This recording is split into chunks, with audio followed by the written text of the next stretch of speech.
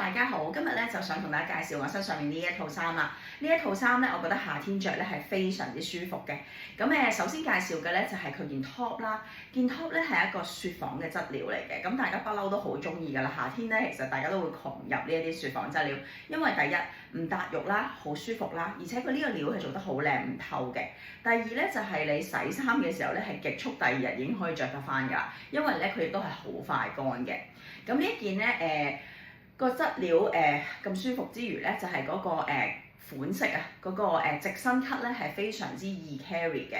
咁佢旁邊咧係有個小開叉嘅，咁所以如果你要 tuck in 咧着褲啊，或者咧好似而家咁攞翻出嚟着裙咧，其實都係好容易着到嘅。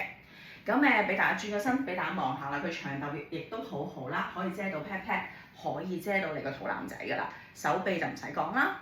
佢都有好多個顏色嘅，咁所以咧係非常之值得推介大家咧係入手多幾件咧去替換嘅。